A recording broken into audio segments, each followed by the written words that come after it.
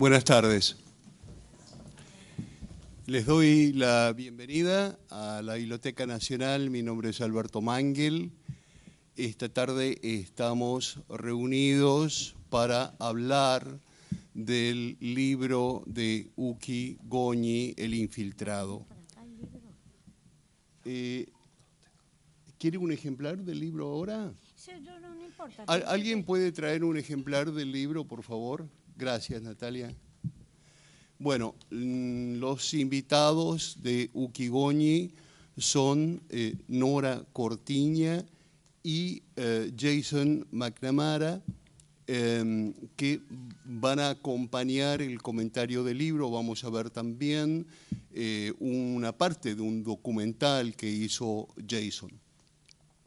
Yo voy a decir nada más que dos palabras.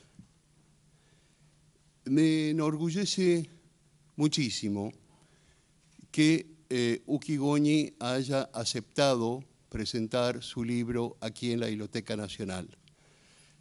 La Biblioteca Nacional, como toda biblioteca, es por sobre todo un lugar de evidencia.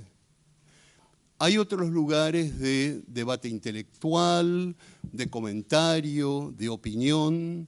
Una biblioteca es un lugar de evidencia.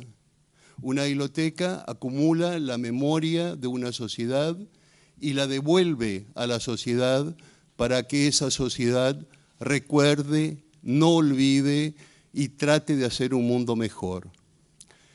Desgraciadamente, nuestra memoria parece ser aleatoria.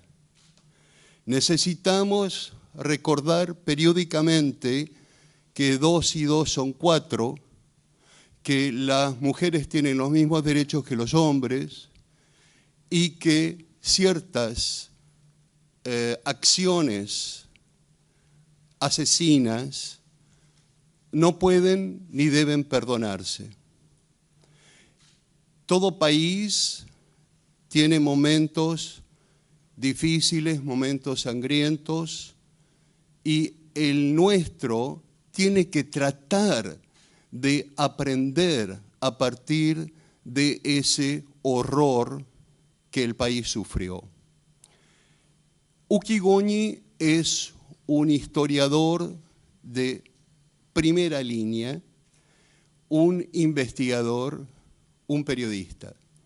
Y gracias a sus investigaciones y a sus archivos, hemos podido saber algunos de los aspectos más difíciles, más oscuros de nuestra historia. Su libro sobre la relación de Perón con los nazis es fundamental. Y este libro que presentamos ahora en todo su horror es necesario para que conozcamos estos elementos, estos personajes que hasta los años 60, mi generación, por ejemplo, no podía imaginar que iban a ocurrir aquí. Los alemanes que recuerdan el nazismo decían que en un país de cultura como Alemania no se sospechaba que podía suceder. Nosotros tampoco sospechamos que esas cosas infernales que sucedieron podían suceder, y como han sucedido, tenemos que recordarlas y no dejar que ocurran de nuevo. Bueno, los dejo con Uki Goñi y sus invitados y vamos a escuchar una discusión importante e inteligente. Gracias.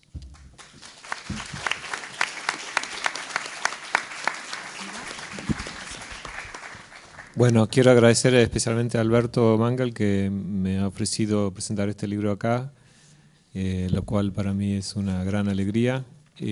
Seguidamente agradecerles a ustedes que han venido acá esta noche y a estos dos distinguidísimos invitados que tengo aquí, Nora Cortiñas, que me une una larga amistad y un cariño infinito, y Jason. Y le voy a pedir a Jason que... Jason hizo un documental sobre el Buenos Aires Herald, que es el diario en el que yo trabajé durante la dictadura, y él creo que tiene una mirada muy... Es obvio decir que muy joven, pero muy nueva y muy emocionante en el documental que ha hecho sobre el Herald, y ahora va a hablar unas palabras y vamos a ver un segmento de ese film. Bueno, muchas gracias. Quizás podríamos ver el fragmento de la película primero. Me parece que es una buena forma de darle un marco al debate y la presentación que vamos a hacer. No sé si se puede. Lo veíamos y pensaba que no elegí una parte en que habla ni Uki ni Nora, que también dieron su testimonio para el documental. Bueno, yo traje unas frases del libro de Zygmunt Bauman, Modernidad y Holocausto, que me han resultado más de una vez útiles para resaltar la importancia del trabajo de Uki. Bauman dice: suponer que los autores del Holocausto fueron una herida o una enfermedad de nuestra civilización y no uno de sus productos, genuino aunque terrorífico, trae consigo no solo el consuelo moral de la autoexculpación, sino también la amenaza del desarme moral y político. El mensaje que contiene el Holocausto sobre la forma en que vivimos hoy, sobre la calidad de las instituciones con las que contamos para nuestra seguridad, sobre la validez de los criterios con los que medimos la corrección de nuestra conducta y las normas que aceptamos y consideramos normales, se ha silenciado, no se escucha y sigue sin transmitirse.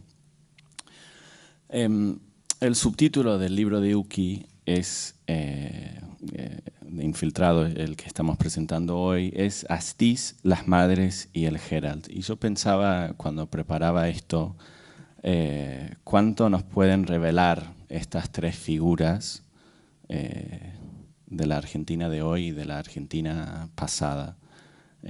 Alfredo Astiz, quien es la síntesis del daño que causó la dictadura, o mejor dicho, la tiranía cívico-militar, sobre el tejido sociocultural y político de este país y sobre sus instituciones. Las madres, por otro lado, la contracara de Astiz, las reparadoras implacables desde su maternidad colectiva, desde su ética de ese daño. Y finalmente el Buenos Aires Herald, un diario que supo reconocer en el momento de los hechos el significado moral de estas fuerzas contradictorias. Y más importante todavía, un diario que ante el error del cual el resto de la sociedad quiso no saber, no contempló ni por un segundo el silencio como opción. No nos debe sorprender entonces que el libro de Uki, quien une a estas tres figuras trascendentales, ha sido utilizado como evidencia en la megacausa ESMA, que es parte de la riqueza de esta reedición, que contiene mucho material que vino de los testimonios de la megacausa ESMA. El infiltrado en este sentido desafía parcialmente el planteo de Bauman en relación al silencio que padece el mensaje del Holocausto para repensar nuestras vidas, instituciones y normas. El infiltrado, a mi parecer, demuestra que ese mensaje no se ha silenciado, que sí se escucha y sí se ha transmitido al punto de que ha colaborado en un proceso tan importante como han sido los juicios de lesa humanidad en Argentina, que no tienen precedente en el mundo. Esto me parece que hay que celebrarlo, hay que resaltarlo y personalmente como periodista tomarlo como un ejemplo, no solo por su calidad periodística, sino también por su cualidad moral que transciende, digamos, lo que es el periodismo cotidiano o una acción periodística del día a día, va mucho más allá. Bueno, esto de todas formas no es suficiente, nunca lo será. y tenemos que seguir adelante. Ahora la cito a Nora, reuniéndonos, juntándonos y acompañándonos, y en ese sentido agradezco a Uki por el acompañamiento y también por invitarme a hablar hoy, porque tenemos que fortalecer estos tipos de trabajo, me parece. Para ir cerrando, quiero decir que en mi opinión, mi humilde y joven opinión, Uki tiene razón con su análisis sobre la dictadura cuando, entre otras cosas tan bellamente escritas en el libro, nos dice en el prólogo que agradece a las que nunca callaron. Me inclino con humildad ante las madres de los desaparecidos que jamás se escudaron tras un arma, que me tuvieron paciencia y que hablaron con valentía. A la vez he dirigido amargamente largas diatribas ideológicas de apologistas de la dictadura para poder extraer de esos inmensos globos de soberbia y autojustificación, aunque sea un gramo de testimonio útil, tallando grietas milimétricas en los solidificados muros de silencios.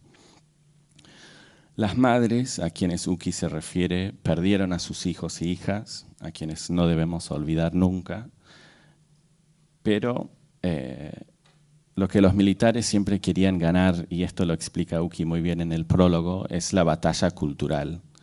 Y ahí creo que tenemos que resaltar que quienes ganaron esa batalla cultural fueron, en este caso en Argentina, y me permito decir, la batalla más importante del siglo pasado fueron las madres. Yo creo que ya es un poco un cliché, pero vemos hoy cómo los medios de comunicación se interesan, casi gozando, diría yo, de los exabruptos y insultos de una sola madre, mientras ignoran completamente la coherencia y acciones reales de las otras. Fenómeno que no cabe, que claramente no es nuevo, ni por otro lado quita la importancia de que el periodismo serio indague sobre casos de interés público como sueños compartidos y demás.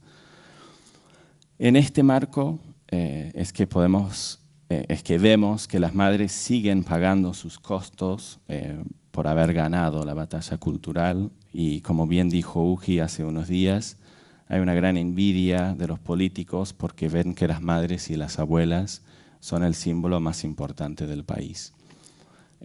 Esto no lo decimos, me parece, porque nos hemos enamorado de ellas, como yo de Norita Cortiñas, sino porque las madres, con su insistencia con la verdad, la justicia y la memoria, no han permitido en este país el consuelo moral de la autoexculpación, que delinea muy bien Bauman en su libro Modernidad y Holocausto.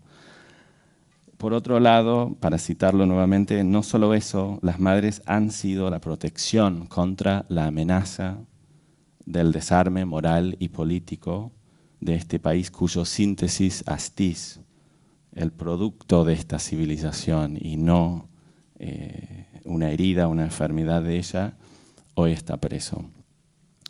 Sin olvidarlo, el Herald supo interpretar estos significados en su momento, como los ha interpretado ni más ni menos Uki, un ex periodista del Buenos Aires Herald, en este gran libro.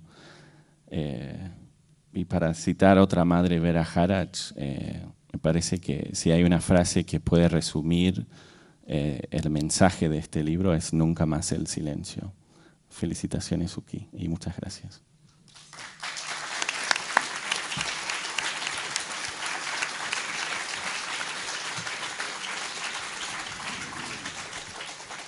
Bueno, les recomiendo muy especialmente, si tienen la oportunidad de ver la película de Jason, El Mensajero, que hoy justamente se estrenó en Estados Unidos por primera vez. Se exhibió en un festival en Carolina y estuvo presente Robert Cox también ahí, así que eso es muy importante.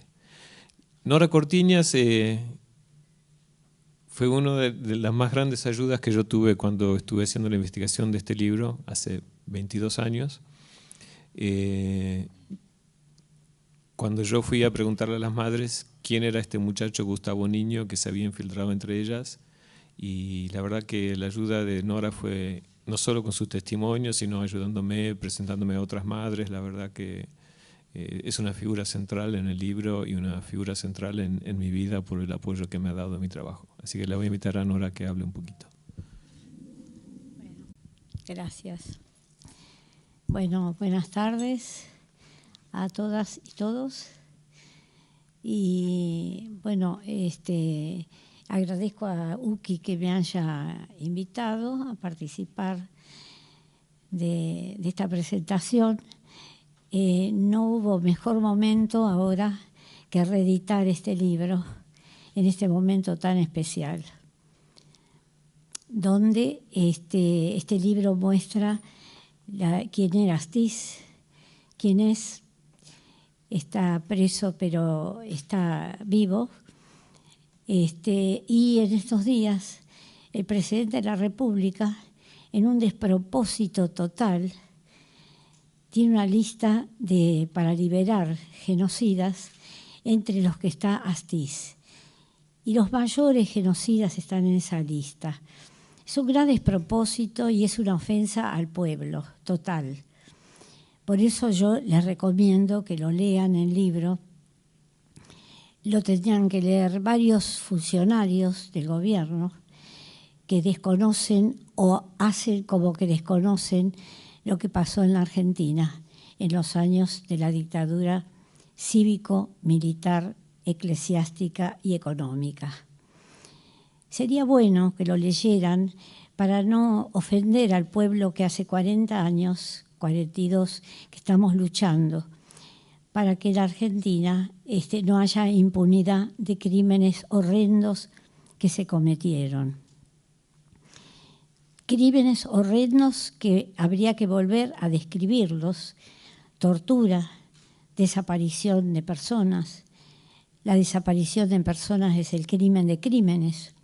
Es cuando una persona deja de ser un hombre, una persona, pasar a ser y no ser, bien al estilo que usaron los nazis. Los vuelos de la muerte, a la gente la torturaban, le aplicaban una inyección para adormecerla y la arrojaban al fondo del mar, al fondo del río. Esos horrores. La apropiación de bebés, de madres cautivas, embarazadas, que además de haberlas torturado con su bebé en el vientre, poniéndoles una cuchara de metal en la vagina y apoyando la picana en esa cuchara, bien al estilo nazi. Y después también la desaparición de madres que buscaban a sus hijos, a sus hijas. O sea, todo lo peor lo hizo esta dictadura. Todo lo peor que este pueblo no lo puede aceptar, sino pidiendo justicia y la cárcel para los genocidas, no domiciliarias, lo que quiere también este gobierno.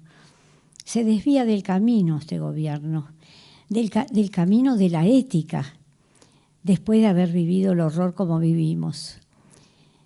Se equivoca porque cuando se propone una persona para presidente, tiene que saber los compromisos y las responsabilidades que tiene por delante. No puede olvidarse del pueblo y de lo que hemos vivido. Entonces estamos para atrás. Cuando escuchamos en esta parte negar que había desaparecidos, me vino a la memoria enseguida el hecho de Santiago Maldonado. Hasta hoy están negando que fue una desaparición forzada seguida de muerte.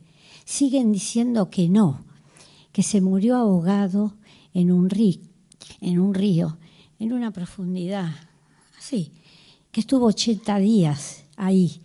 No es verdad, no hay cuerpo que pueda estar en el río metido y que salga con su ropita bien, con su documento de identidad en el bolsillo, con el cuerpo como si no hubiera pasado nada. parecería que somos un país que seguimos todavía escuchando las voces de cuando estaba acá el terrorismo de Estado. La negación, la mentira, el ocultamiento. Por eso yo digo, este libro, yo te agradezco, Uki, porque rememora lo que fue el terrorismo de Estado. Y todos los días hay que volver a repetir. Hay una juventud ávida por la verdad. Nosotras tenemos el compromiso de todos los días, cuando vamos a los colegios, hablar con los chicos. A veces vamos a hablar hasta con niñitos de primero inferior, de los grados inferiores, buscando, desde luego, no contamos esto de la tortura terrible, porque los niños no podrían asumir un relato así, porque no lo podrían creer tampoco, y no podemos dañar tampoco la mente de las criaturas. Pero esto pasó en la Argentina. Por eso cuando se quiere disfrazar la verdad, nos preocupa, porque además que nos preocupa, seguimos con un proceso que no es el que merecemos. Porque cuando se niega la muerte de Santiago y se niega de que un mapuche, amigo de él, Rafael Nahuel, fue fusilado por la espalda. Ahora, año 2018, ¿quién se iba a imaginar? Año 2018 y pasan esas cosas en la Argentina. Entonces creo que sí que hay que volver a leer este libro, habría que repartírselo a los funcionarios y que no se olviden que esto fue un camino también que lo iniciamos nosotros en los años 70 con el terrorismo de Estado y que es copia de lo que hicieron los nazis. Entonces ese es el cuidado que tenemos que tener. Y como decía Jason, que la madre esta dice no más silencio, efectivamente, no más silencio. No tenemos por qué ocultar lo que vivimos, porque además las madres, los organismos de derechos humanos, que estamos maltratados ahora por este presidente, que no le interesaron los derechos humanos antes y ahora tampoco le interesan, ¿no? Estamos maltratados, ofendidos, ¿no? Nosotros nunca quisimos venganza, siempre tuvimos el cuidado de pedir toda la verdad, toda la justicia, poder reivindicar a nuestros hijos e hijas todos los días. Su lucha era una lucha por un país con justicia social, con dignidad, con respeto de los derechos humanos. Y estamos fallando bastante. Por ejemplo, hoy en esta biblioteca que yo amo, faltan 200 trabajadores que quedaron despedidos cuando empezó este nuevo gobierno. Viven con situaciones que nos preocupan. El molinete, el control, entrada, salida. Hoy tendrían que estar acá los trabajadores, que son amigos míos, que los respeto, que he venido 1000 veces a apoyarlos cuando han tenido las injusticias en otras épocas, otros gobiernos. Y hoy faltan. Entonces me preocupa la situación también de esta biblioteca, digo la verdad. Me preocupa de que esté restringido en algunas áreas, por ejemplo, de los archivos, que no tengan un presupuesto para seguir armando este archivo que es modelo, que la gente que lo compone recorrió todo el país buscando testimonios. Entonces requerimos, y yo lo hago desde acá en nombre de las Madres de Plaza de Mayo, línea fundadora, que se dé un presupuesto, que se respete ese trabajo, que le da jerarquía a la biblioteca. Como en este país, los trabajadores que son despedidos, especialmente los que son de archivos, de sitios de la memoria, le han dado jerarquía a este país, de un trabajo contra la impunidad que se hace con mucho respeto. Por ejemplo, el Ministerio de Defensa, el área de archivos, que hasta ahora sirvió para aportar testimonios a los juicios, lo cerraron, echaron 70 empleados, 70 trabajadores. En otros entes del Estado también, el Hospital Posadas, los mejores especialistas de toda América Latina, en algunas especialidades que no les puedo decir el nombre, pero tienen que ver con los bebés y con los niños, fueron echados también. Ahora, a través de la lucha, reincorporaron a una médica que es única para una especialidad. En el INTI, ¿ustedes saben el INTI hasta de qué se ocupa el INTI? De que el material de una mamadera que toma una criatura no la envenene. Y uno dice, ¿qué hace el INTI? ¿De qué se ocupa el INTI? ¿No?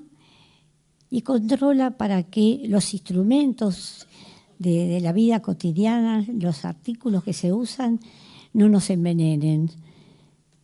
Ahora justo que también que se han comprado unos vagones que vinieron cancerígenos, dicen, si hubieran pasado por el control del INTI, no estarían envenenando así a los trabajadores especialmente, porque el público entramos y salimos de un vagón, pero los trabajadores están 6, 7 horas adentro de un vagón.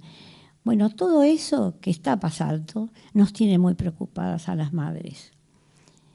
Quisiéramos que todas las cosas fueran como nos merecemos, porque nosotros nos merecemos una vida digna y que nos respeten todos los derechos del pueblo, los derechos humanos. Las comunidades indígenas ni se animan a salir de testigos del horror que vivieron con la represión de la gendarmería dirigida por la señora Bullrich. No se animan porque entran a una comisaría y los torturan a todos. En estos días, en Tucumán, una represión brutal. Todos esos son resabios que quedaron de la época también de la dictadura cívico-militar, eclesiástica y económica. Todo tiene que ver. Por eso este libro, vuelvo a alabarlo yo el libro, porque creo que la historia nuestra no la podemos negar. No puede el gobierno negar si hubo 30.000 desaparecidos y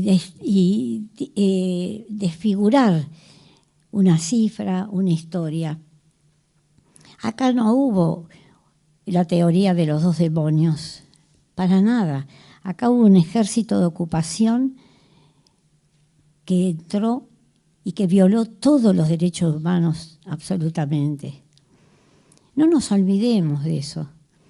Por eso decimos, nunca más una dictadura cívico-militar, y digo eclesiástica porque una parte de la cúpula de la Iglesia Católica fue partícipe, no cómplice, de mirar para otro lado. Entraba a los campos de concentración, veía a la gente torturada y los palmeaba y decía, sigan hablando si no hay más tortura.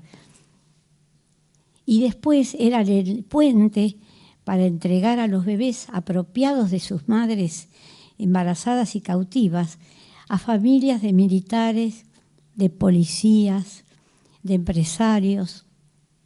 Hacían de puente. Esas monjitas católicas no son mis monjitas, y la cúpula de la iglesia no es la mía, con excepciones que ya casi no están, de Nevares, Esaine, los obispos nuestros, los que estuvieron todos metidos en el barullo. Yo les voy a contar algo de la iglesia ahora, ¿no? Yo sigo haciendo habeas corpus por Gustavo, cada tanto, ¿no? Involucro a la iglesia, que abran los archivos, que me digan que le buscaron a Gustavo. ¿Dónde está Gustavo? Cuando fuimos a la audiencia con un juez, el señor Monseñor, obispo, dijo, yo le traje una hojita de archivo nuestro, Nora. Sacó la hojita y me dio la hojita, que era una copia de la carta que yo entregué en el episcopado pidiendo que buscaran a Gustavo en el año 77. Me dieron eso y me dijeron que era el archivo. A mí me dio vergüenza, porque yo soy católica. Tengo mis diferencias con la Iglesia. Tengo mis diferencias, pero soy católica ante todo. Creo en Dios. Y a lo mejor eso me dio fuerzas para seguir la lucha también, ¿no? Pero que se burlen de uno así me preocupa. Por eso cuando Francisco anuncia que se abren los archivos, que ya están, no es verdad. La Iglesia no abrió ningún archivo. Ahora encontraron un libro que estaba en la ESMA, que dice que están asentados bautismos que se llevaron a cabo ahí en la propia ESMA, en medio del horror. Bueno, seguramente muchos de los bautizados serán hijos de militares y otros serán hijos de las cautivas que nacieron ahí. Pero 40 años pasaron y todavía igual no los conocemos. Está anunciado nomás. Todo eso pasó en la Argentina. Y yo creo que mucha de la gente que está acá, sacándonos muy jóvenes, pero hasta los muy jóvenes ya saben la historia. Los muy jóvenes quieren seguir investigando qué pasó en la Argentina, porque para nunca más tenemos que saber que vivimos. Nunca más una dictadura, tenemos que saber qué pasó. Y si este gobierno se hace el indiferente, mira para otro lado, o mejor dicho, estamos en una situación muy difícil, yo digo en el tema de los trabajadores y en el tema de las comunidades indígenas, de los más pobres. Entonces estamos en una situación medio delicada. Y que es bueno decirlo, porque yo hoy vine acá y digo, pero yo tengo amigos que fueron despedidos de acá y que hoy deben decir, pero Nora, ¿por qué está en esa mesa, Nora? Así nomás, lo digo con total honestidad. Porque estoy conversando con todos ustedes, porque acá está el director, que tiene que también, como no estuvo fuera del país muchos años, seguramente no sabe lo que pasó acá, el horror que vivimos. Entonces, creo que es bueno conversar. Si yo me hubiera quedado en mi casa, yo hoy no podría haberles dicho a ustedes esta parte de la historia, que seguramente la conocen, porque yo veo personas que tienen una edad para conocer la historia. Entonces, por eso estoy acá, por eso digo que me duele lo que pasa en esta Argentina, me duelen los despidos de todos los días. Todos los trabajadores son imprescindibles acá en la Argentina. Acá los trabajadores dejan su alma en el compromiso diario de su trabajo. Perder el trabajo es llevar a la gente a la vida indigna, porque no tener trabajo, más de uno acá lo sabrá si alguna vez perdió el trabajo, es una pérdida que hace la pérdida también de la dignidad de la persona. Por eso yo pido que sean reincorporados acá en el Posadas, en el INTI, el Ministerio de Defensa, en Baires, en la televisión pública. ¿Qué pérdida tenemos? 200.000 personas en la calle en 2 años. ¿Qué retroceso tenemos? Los trabajadores amenazados. Hoy se comentó, no sé en qué fábrica, en qué lugar, le dijeron el gerente, bueno, si ustedes hacen paro, si ustedes molestan, cerramos y se queda todo sin trabajo y se terminó. ¡Qué respuesta infame, inhumana! No se puede permitir que vayamos a barranca abajo en la Argentina. Todo lo que hizo el anterior gobierno hay que destruirlo. Todo. Por ejemplo, el museo de lenguas y del libro, ¿por qué lo van a hacer desaparecer? Yo tengo un nieto que estudia lengua y literatura y está encantado. es un avance en su vida, y resulta que acá lo vamos a cerrar. ¿Por qué? Porque lo hizo el otro gobierno o el otro, no sé cuál. Yo les digo, pues yo, ustedes me conocen, yo del gobierno anterior fui crítica, ahora soy opositora, es distinto. Pero fui crítica. Los que me conocen me escucharon. Lo que estaba mal, yo lo decía. Entonces ahora también tengo que decirlo, porque lo hizo otro gobierno, destruyámoslo todo. Hagamos desaparecer todo lo que se hizo. Y no es así. Se hicieron cosas buenas. Yo les puedo nombrar, por ejemplo, que una herencia que tenemos son los juicios. Es el único país de Latinoamérica que tiene los juicios a los genocidas. ¿Y sabe además qué tenemos para estos juicios? Tenemos unos testigos de lujo que después de haber vivido la tortura, el horror en los campos de concentración, van a dar el testimonio delante de los propios genocidas, sin olvidarse de los compañeros y compañeras que quedaron soterrados en el infierno de ese lugar tenebroso. Tenemos abogadas y abogados que trasladan al papel ese testimonio con ética, con solidaridad, para llevar a los jueces y juezas, que tenemos algunos también, que no son los del 2x1.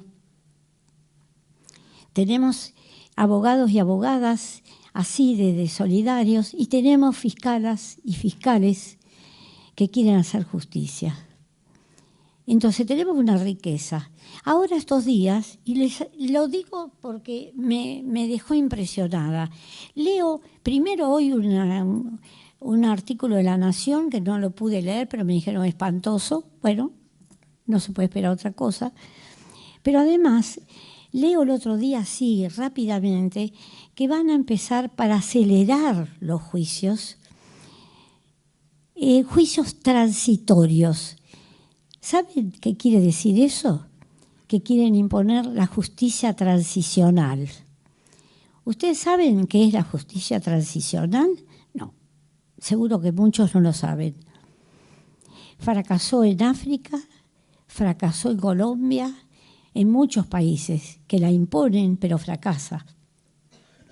El torturador se sienta delante del torturado y le dice, bueno, a mí me dieron órdenes, ¿qué querés? Yo cumplí órdenes. Después, bueno, queda ahí. Lo que no se sabe es que si le vuelven a dar órdenes, lo vuelve a hacer. Se va el torturador libre para su casa, impune. La persona torturada, los familiares de los desaparecidos, de los muertos, de los asesinados, se quedan con las manos vacías de justicia. Esto están hablándolo ahora. Aviso yo porque para que estemos todos atentos. Acá justicia transicional, no. Hay que salir a la calle. Acá justicia transicional, no. Acá no queremos venganza, pero queremos todos los genocidas en la cárcel, y no domiciliaria, como si vivieran en el paraíso, como había pasado con Echecolás, y con otros que tenemos que también mandarlos a la cárcel. Y por eso seguimos, por eso los organismos seguimos, por eso las madres, ¿por qué dice esas madres siguen yendo a la Plaza de Mayo? Seguimos porque como no queremos que en la Argentina se repita el horror, queremos advertir al menos que vamos a seguir saliendo a la calle todo lo necesario y que estamos acompañados, pero todavía necesitamos más todavía para que no avance la injusticia, para que no tengamos que caminar por las calles de nuestro país topándonos con un Astiz, con un Turco Julián, con una Costa, y que tener que verlos y no poder hacer nada. No lleguemos a eso. Yo les pido que, además, que lean el libro, que mediten, que nos podamos reunir cualquier día, que nos hablemos y que podamos analizar esta historia terrible, siniestra de este genocida al que lo quieren poner libre, porque parece que las cárceles molestan los genocidas. Y que les digo que no es verdad que los penitenciarios piden la liberación de estos genocidas. La orden viene de más arriba. Entonces también eso, la mentira. No, los penitenciarios piden que se desocupen un poco las cárceles. No, no. Las cárceles tienen que ser para los genocidas. Es su lugar, su casa que tienen que habitar, la cárcel. No queremos que los torturen de ninguna manera. Queremos que pasen hasta el fin de sus días en la cárcel como corresponde. No queremos venganza, no es venganza esto. Es que queremos una Argentina con una democracia sana, una democracia donde nos podamos mirar a los ojos entre nosotros, que nos veamos en la calle, que nos veamos como cuando vamos a una marcha del 24, del no al 2x1, y que nos miremos, que nos demos un abrazo, que sintamos que nuestros hijos están presentes también en las luchas que hacemos en las calles. ¿Qué falta que hacen los que no están? ¿Qué falta que hacen los 30.000? Los seguimos extrañando, las madres. Y solo con el recuerdo de la lucha de ellos y ellas tenemos la fuerza todos los días, con ustedes, tenemos la fuerza para seguir todos los días. Si no, sería imposible. No podríamos haber estado 40 años. Se nos van muriendo las madres. Hace pocos días se murió la presidenta, Marta Vázquez, Carmen Lapacó, algunos de los que están acá a lo mejor las conocerían, sin saber nada de sus hijos y de sus hijas. Entonces queremos que se abran los archivos, ya queremos que se abran los archivos. No es una pretensión enceguecida, equivocada, porque además yo, ¿saben qué creo? Me hago cargo de que no se abren los archivos, porque adentro de esos archivos hay nombres de muchos políticos que están impunes, presentándose para cargos, después para gobernar, así como los que tenemos, ¿no? Perdónenme, ¿no? Que yo soy un poquito dura, quizás, no sé. Bueno, pero lo digo desde el corazón, ¿no? Y salgo a la calle para reivindicar la historia de los 30.000. Y salgo orgullosa todos los días. Así que bueno, yo les agradezco. Después cuando termine Luqui voy a pegar mi saludo de la plaza de los 30.000 detenidos desaparecidos para compartir con ustedes. Y gracias por haberme invitado. Gracias que estoy acá, en esta biblioteca querida. Espero que, además de no echar más gente, poder reincorporar a mucha gente que quedó sin trabajo. Entonces, para poder vivir felices todos. Porque si nosotros vamos por la calle y vemos a la gente que tiene hambre, que está durmiendo en la calle, no lo queremos para nosotros, ¿no es cierto? Entonces, no lo tenemos que querer para el amigo, para el compañero, para el otro ciudadano que labura, trabaja, pone todo su empeño y no es reconocido. Así que bueno, espero que a la salida nos demos un abrazo y nos miremos a los ojos. ¿Qué les parece la idea?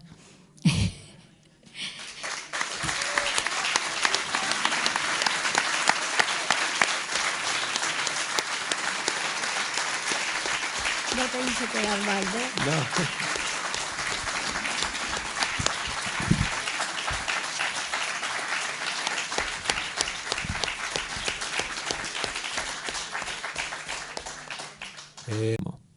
A diferencia del negacionismo, que sería imposible negar los crímenes de la dictadura o negar totalmente el Holocausto, el relativismo lo que busca no es negar el crimen, sino licuar el crimen.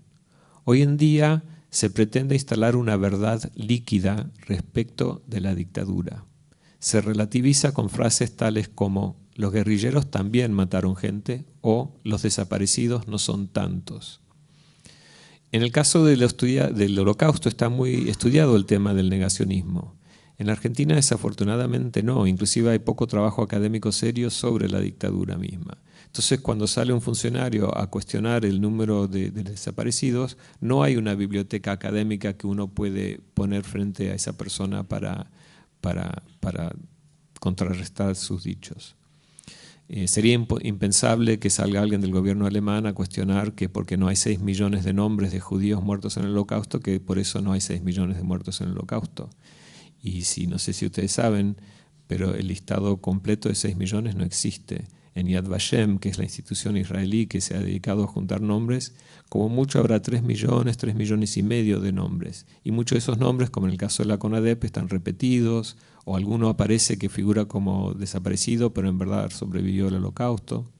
Y entonces, esta idea de que limitar el número de desaparecidos a solamente a la lista de la CONADEP es falacia por todos los costados. Y porque nos obliga a necesariamente a hacer un cálculo estimativo, igual que en el caso del Holocausto. Entonces, cualquier número, mientras no sea utilizado políticamente, es válido. Pero lo que pasa en la Argentina raya el negacionismo porque se cuestiona estos números con odio y para tratar de desvalorizar el trabajo de las madres y las abuelas, que es prácticamente lo más importante que ha sucedido en la Argentina en los últimos tiempos. Hay una gran envidia de los políticos porque ven que las madres y las abuelas son el símbolo más importante del país. Entonces se trata de vender la idea de la reconciliación, que también es uno de los disfraces del relativismo o del negacionismo. Porque la reconciliación de última es un acto privado entre individuos. No hay manera posible de que un funcionario o un gobierno imponga una reconciliación forzada a la sociedad. La idea de que yo como presidente o diputado puedo dictaminar que están todos hoy reconciliados, obvio que no funciona. Es un infantilismo llamativo. Y sacar la idea de que se puede aplicar la clase de reconciliación que se ha aplicado en Sudáfrica, por ejemplo, también es infantil y peca de ignorancia absoluta. Porque obviamente en un país como Sudáfrica, donde el apartheid estuvo en vigor durante tanto tiempo, llevar a juicio a todos los responsables del apartheid significaría meter preso a la mitad del país. Entonces juicios en ese caso por ahí no es posible, hay que encontrar otra vía. Pero en Argentina eso no ocurrió. Y lo que hicieron los militares es tan aberrante que no hay posibilidad de reconciliación. Ellos no han demostrado el menor intento de reconciliarse con nadie, porque si me han raptado a mi hija o a mi hijo, se la han llevado a un campo de concentración, la tienen embarazada en situaciones infrahumanas, la hacen parir a su hijo o a su hija como si fuera un animal, después la asesinan y después se llevan al hijo y lo entregan a otra familia, ¿qué reconciliación puede haber ahí si además no me dicen quién mató a mi hija, dónde la enterraron o qué hicieron con su cuerpo y dónde está mi nieto desaparecido? Entonces, para que haya reconciliación tiene que haber un acto conciliatorio y no ha habido ninguno y difícilmente lo haya por la personalidad de las personas involucradas en estos crímenes. Entonces, lo que se intenta, hablando de la reconciliación o cuestionando el número de desaparecidos, es licuar la responsabilidad, licuar la realidad, crear una realidad líquida que sirva porque el relativismo lo que busca no es negar, pero es plantar la duda. Yo te hago dudar cuántos son los desaparecidos.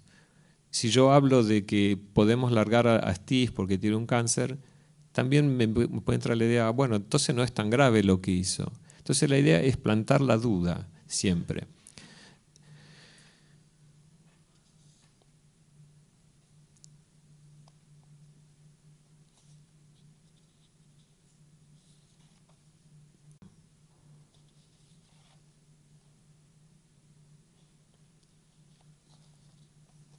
la única bala imposible de esquivar es estar frente a un poderoso que niega los hechos que están claramente ocurriendo frente a nuestros propios ojos.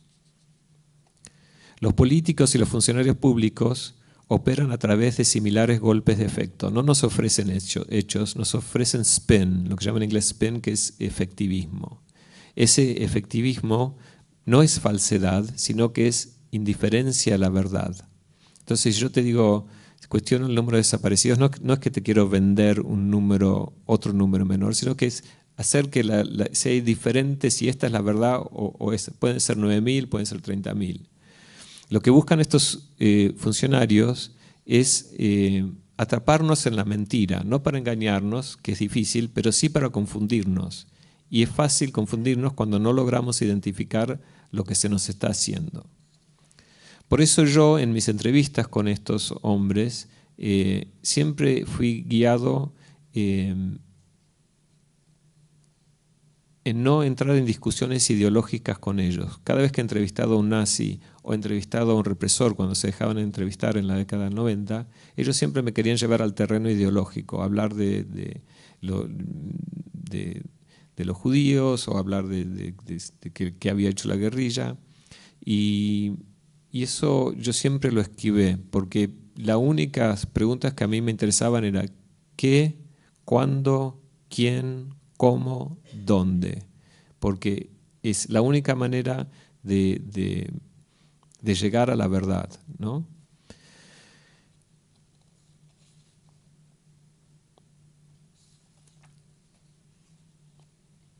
Y creo que aquí voy a estar terminando un poquito. Cuando yo llegué a la Argentina tenía 21 años, había estado un par de veces acá de joven, pero me acuerdo que estaba caminando por la 9 de julio y había un gran anillo alrededor del obelisco que habían puesto que decía "El silencio es salud". Que esto suena increíble, pero es así, como un anillo de como 2 pisos de alto que giraba alrededor de ese símbolo fálico, habían puesto un anillo, una cosa de locura total, y decía "El silencio es salud". Y yo dije, wow, este es un mensaje que los argentinos comprenden bien. Yo criado afuera, que yo no lograba penetrar en mi cabeza. Y después, investigando este libro, supe que en la ESMA, en el sótano, en el pasillo donde estaban las salas donde torturaban a la gente, los marinos habían escrito, habían hecho unos banderines o unas pancartas que decían, una decía Avenida de la Felicidad, que le decían la Avenida de la Felicidad con ironía a ese pasillo donde se torturaba a la gente, y otro decía "El silencio es salud". Y otra cosa y voy a cerrar con esto, es la idea del enemigo imaginario. Cuando yo fui testigo en la causa ESMA, los abogados de la defensa insistían con que querían que yo contestara si yo sabía que la guerrilla en Argentina había sido financiada por Cuba y la Unión Soviética. Y los jueces decían no al lugar, que yo no correspondía que yo contestara esa pregunta. Pero me la hicieron tanto que yo le pedí permiso a los jueces. Porque obviamente su idea era, querían hacerme llevar el debate al terreno de que si había habido una guerra civil o peligro de disolución nacional por la guerrilla en Argentina. Y yo dije, miren, en la ESMA no sabemos exactamente cuánta gente murió, pero un cálculo estimativo bajo es 3.000 y un estimativo más realista es probablemente 5.000 civiles asesinados en la ESMA.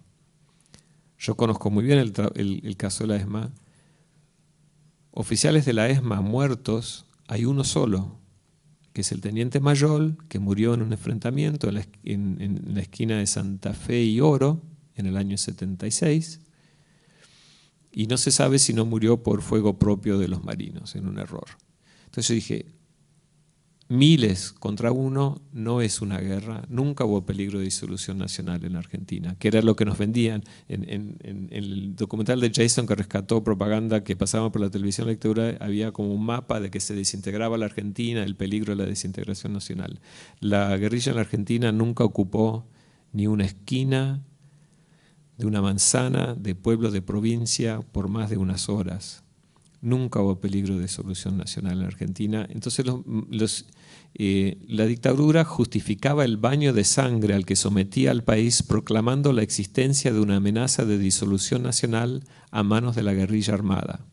El hecho de que la guerrilla en ningún momento lograse ocupar espacio territorial alguno no desvela a los que aún hoy día suscriben a esta paranoica idea. Resulta claro, por lo tanto, que la amenaza guerrillera que proclamaba la dictadura era no solo exagerada, sino que dictaba largamente de ser existencial.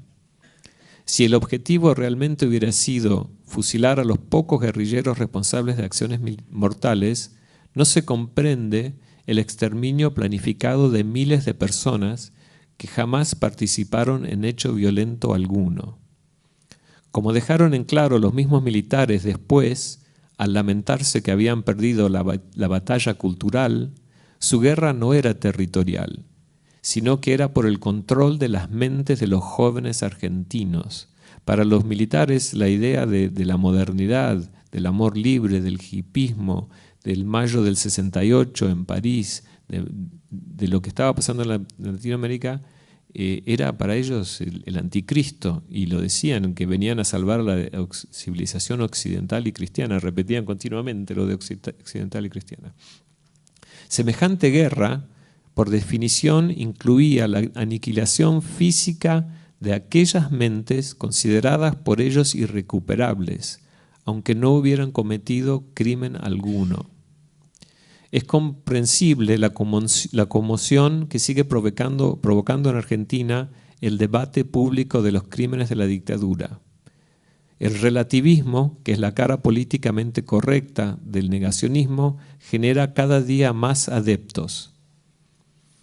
De este lado de la frontera moral, el escritor norteamericano David Reef, hijo de Susan Sontag, en su libro Elogio del Olvido, and Praise of Forgetting, se llama en inglés el libro, cuestiona el concepto de la memoria histórica y rechaza el uso del pasado como arma política. Reef se pregunta si no es más sano olvidar, en el caso de sociedades tales como Colombia, Sudáfrica, donde el proceso de hacer justicia se torna prácticamente imposible. Yo propongo otra cosa, y esto lo pongo en el libro. Yo propongo la teoría del detalle. La teoría del detalle. No se puede olvidar lo que no se sabe detalladamente. No se puede olvidar lo que no se sabe detalladamente. El camino al olvido es a través de la justicia y a través de la reconstrucción minuciosa de los hechos que nos han traumatizado. Solamente puedo olvidar lo que sé con certeza. Solamente puedo olvidar lo que sé con certeza. El misterio perdura, solamente la verdad descansa. Gracias.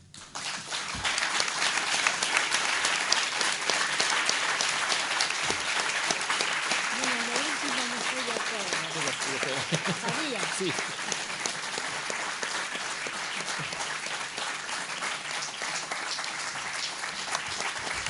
Claro.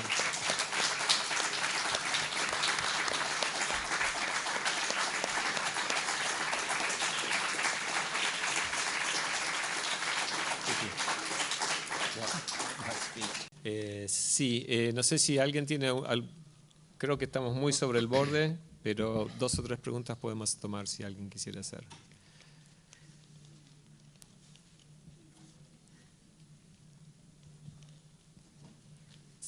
Entonces, lo que sí, si quisiera, Nora, quisiera que nos sacara una foto. Acá está Yamila Orane y está Nora Elbert. ¿Hay una pregunta? Bueno, sí. Por favor.